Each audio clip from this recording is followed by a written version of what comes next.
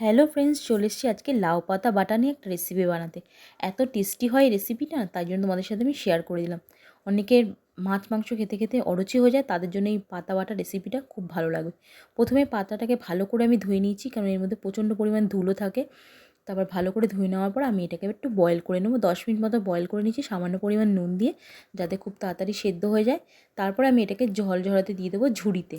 পুরো জলটা যখন ঝরে যাবে, তারপর আমি মিক্সার গ্রাইন্ডারে দিয়ে দেবো একে একে শাকগুলো। দিয়ে দেওয়ার পর আমি একটা বড়ো সাইজের রসুন ছাড়িয়ে রেখেছিলাম, সেই রসুনটা দিয়ে দেবো কিছুটা পরিমাণ কালো জিরে, আর 4-5টা যে যতটা পরিমাণ ঝাল খাও সেই অনুযায়ী ঝাল দিতে পারো। একটু ঝাল ঝাল হলে কিন্তু বেশ ভালোই লাগে খেতে। আর এর মধ্যে দেবো সামান্য আন্দাজ মতো নুন, আর দিয়ে দিচ্ছি একটু হলুদ, দিয়ে ভালো করে মিক্স করে নেবো। এটা পেস্টটা কিন্তু খুব ভালো করে করতে হবে, যাতে ভালোভাবে মিহি হয়ে বাটা হয়ে যায়। আর তোমরা যদি দেখো মিহি হচ্ছে না, সামান্য পরিমাণ জল দিয়ে দিতে পারো, তাহলে পেস্টটা কিন্তু খুব সুন্দর হবে। দেখো কি সুন্দর হয়েছে না, দেখতে বেশ ভালো লাগছে। এদিকে আমার তেলটাও গরম হয়ে গেছে। তেলের মধ্যে আমি এবার এই বাটাটা দিয়ে দেবো। দিয়ে কিছুই না, শুধু জাস্ট নাড়াচাড়া করতে হবে। আর দেখে দেখে নিতে হবে নুনটা ঠিক আছে নাকি। নুন আর একটু চিনি দিতে হবে। চিনি না দিলে কিন্তু ভালো লাগে না। এটা গরম ভাতের সাথে কিন্তু মারাত্মক খেতে লাগে। যারা খায় তারা